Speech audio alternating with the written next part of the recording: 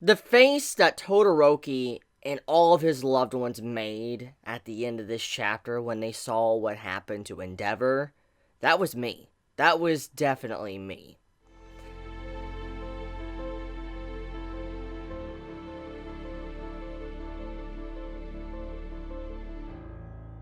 This was quite the twist.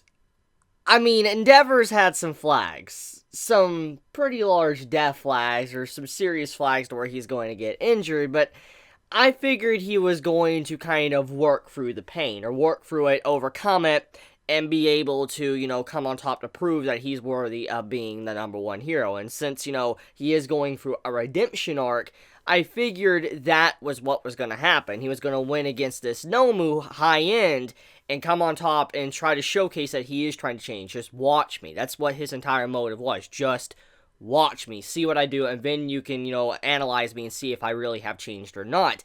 And to see him fall on the battlefield in this chapter blew my mind.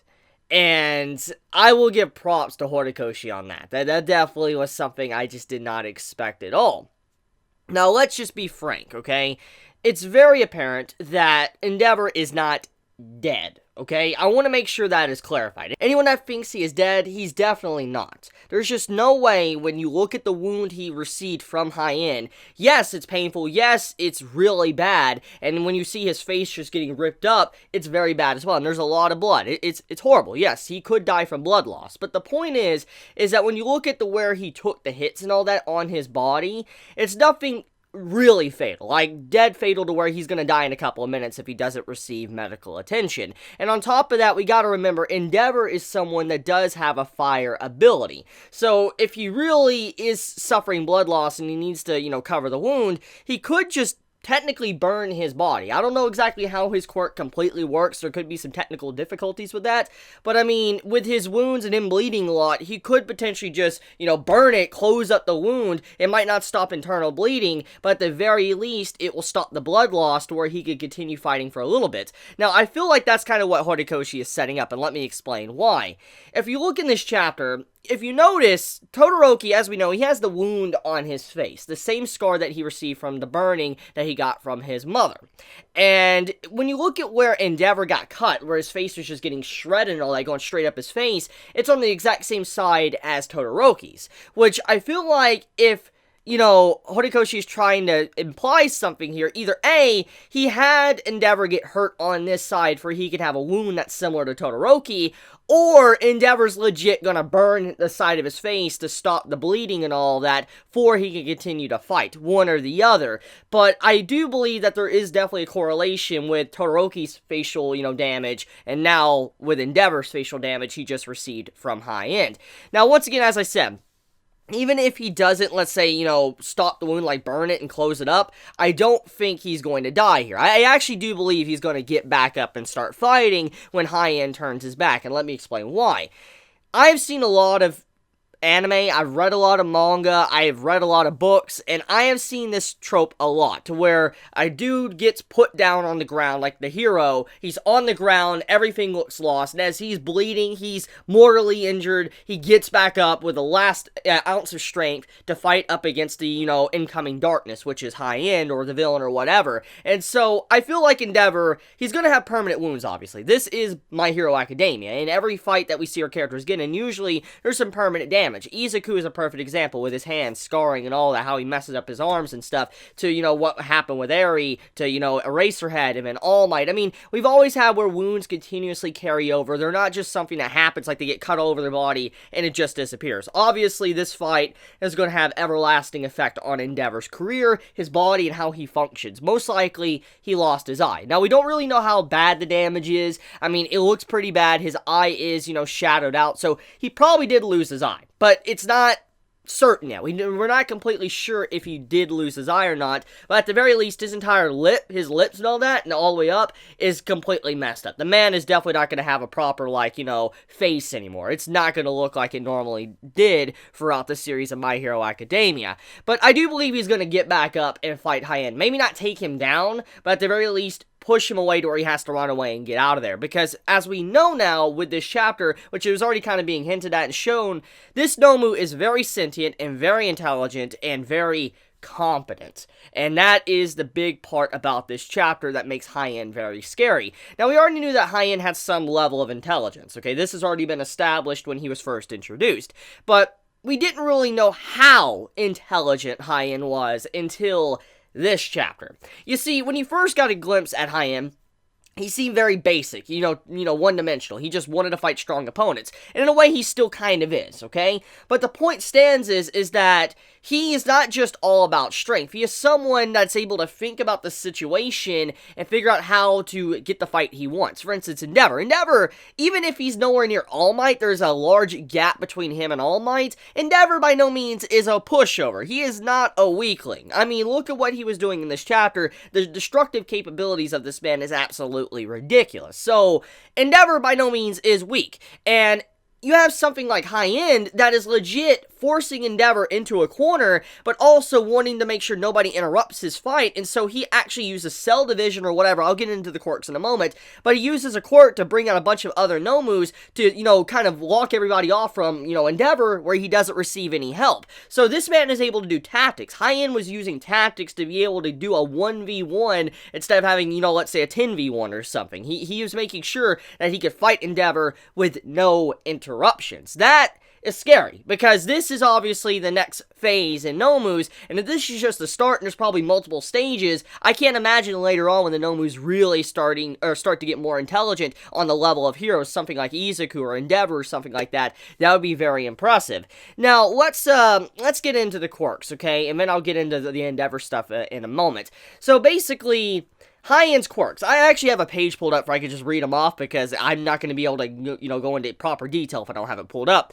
Basically, Endeavor manages to figure out that he has 5 quirks. He says, one quirk, it can fly thanks to its shoulder jet mechanism. For instance, thanks to its shoulder jets on its shoulders, it's able to just hover in the air.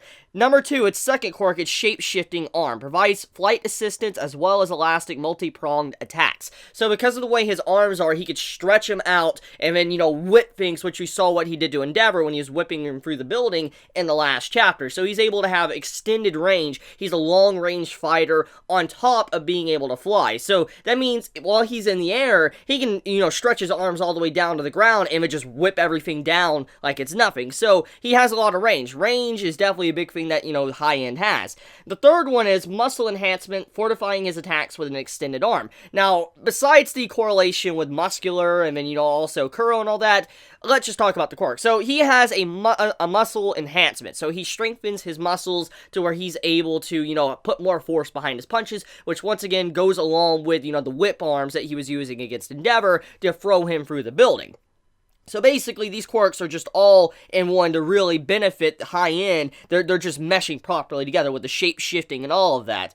Now, his next power is called Power, strong enough to shake off an iron beam. Basically, it seems like he also has another enhancement to where he just has raw power, not just muscle enhancements, but he's able to literally pick up things like it's nothing and throw it. So, High-End also has absurd amount of strength.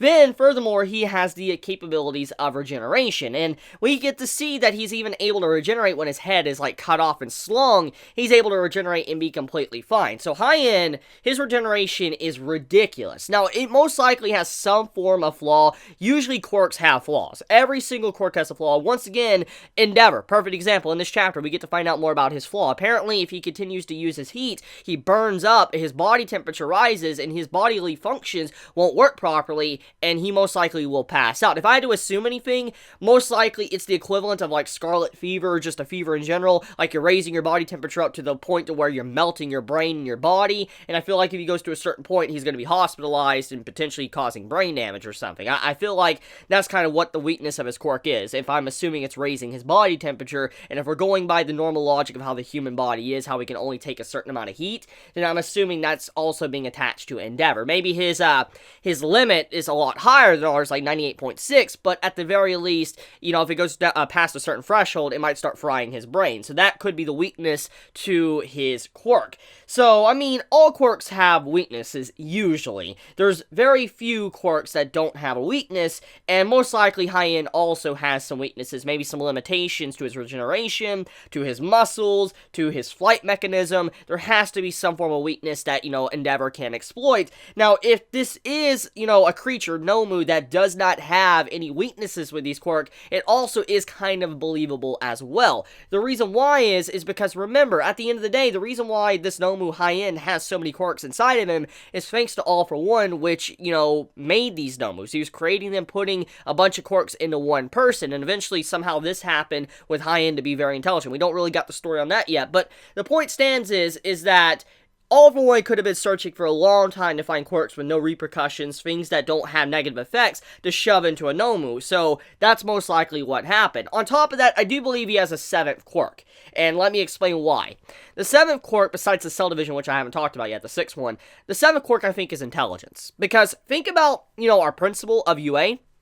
He has insane intelligence. He's able to process things and outsmart a lot of people, so we do know that quirk-like ability with, intelligence is a thing. And so most likely High-End has some form of learning capability quirk. Maybe either he can pick up on things and learn things as he progresses, because it did appear like he was learning certain things throughout this chapter, learning to speak better, learning to fight better. It just seems like he might have a quirk that's able to learn rather quickly, maybe not instant intelligence, but he's able to learn things and slowly progress, which could be the reason why he was sent out into the field in the first place. So I do believe that's probably a 7th quirk that High-End has. Now let's get into the 6th quirk. So, Cell Division. Now it's not really stated if it is Cell Division, like you see a question mark on it. Endeavor's just guessing because you see a bunch of Nomus coming out of High-End.